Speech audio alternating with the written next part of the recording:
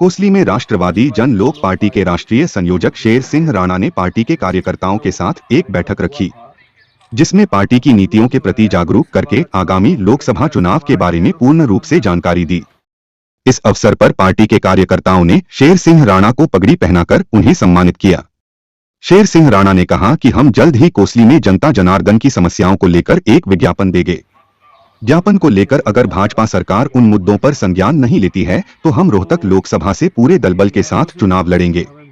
उन्होंने कहा कि जनता जनार्दन इस तानाशाही खट्टर सरकार से तंग आ चुकी है। उन्होंने आगामी लोकसभा चुनाव में राष्ट्रवादी जन लोक पार्टी के उम्मीदवार को चुनाव में उतारने की बात करते हुए जनता के आशीर्वाद से जीत हासिल करने की बात कही। वहीं राष्ट्रवादी जन लोक पार्टी के उम्मीदवार राजविजय तंवर ने कहा कि आज खट्टर सरकार में भ्रष्टाचार का बोलबाला है।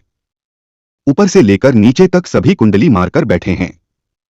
तंवर ने कहा कि वे अपनी पार्टी की नीतियों को लेकर जनता के हक में चुनाव लड़ेंगे और जनता का सहयोग और आशीर्वाद मिला तो बड़ी जीत हासिल करके कोसली की जनता जनार्दन की समस्याओं को हल करेंगे। देखिए, आज कोसली में हमने एक अपने जो निजी लोग हैं उनके साथ एक बैठक रखी है। मकसद ये है कि अभी 27 फरवरी को राष्ट्रवादी जन लोक पार्टी के झंडे के साथ हमने जो मिनी सचिवालय है वहाँ ज्ञापन दिया था कुछ मांगों को लेकर, और हमने उस दिन ये भी घोषणा करी कि अगर इन मांगों पर जल्दी से कोई फैसला सरकार नहीं लेती है तो राष्ट्रवादी जन लोक पार्टी रोहतक लोकसभा से अपना प्रत्याशी उतारेगी और चुनाव लड़ेगी। तो उस बात को ही आगे बढ़ाते हुए आज कोसली में हमने एक आपस में जो पार्टी की विचारधारा से जुड़े हुए लोग हैं उनके साथ एक बैठक रखी है कि कोसली में भी हम वो ज्ञापन दें, और अगर सरकार अब नहीं सुनती है तो हम चुनाव की तैयारियां लोकसभा के लिए करवाएं। देखिए, कांग्रेस भाजपा का उत्तर तो उन्हीं के जो प्रवक्ता है वो देंगे, और चुनाव तो लड़ेंगे वो दोनों राजनीतिक दल भी। जब राजनीतिक दल होता ही चुनाव लड़ने के लिए है।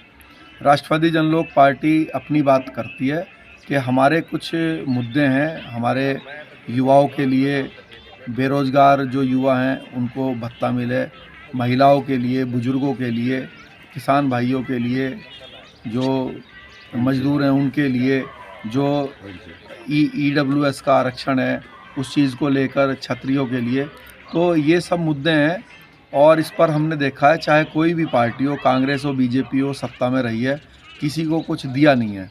तो राष्ट्रवादी जन लोक पार्टी इन सबकी आवाज़ बन के चुनाव लड़ेगी, और रोहतक लोकसभा के जो समीकरण हैं जो देखने में महसूस हो रहा है, राष्ट्रवादी जन लोक पार्टी इस सीट को जीतने का काम करेगी। आपने देखा जब वो यात्रा खट्टर साहब लेके घूमते हैं जी, तो उनका भारी विरोध भी होता है।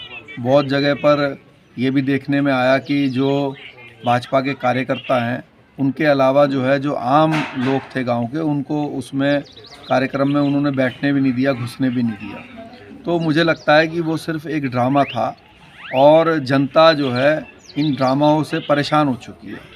और खट्टर सरकार हो चाहे केंद्र की सरकार हो, तो अब इस बार सबक सिखाने के लिए तैयार है जी। मैं अपनी पार्टी के लिए ये कहना चाह रहा हूँ कि हमारे राष्ट्रीय संयोजक शेर सिंह राणा जी यहाँ आए हैं, हमें अपनी मीटिंग की है, और 13 तारीख को हम कुछ पार्टियों के मुद्दों को लेकर, कुछ सामाजिक मुद्दों को लेकर ज्ञापन देना है।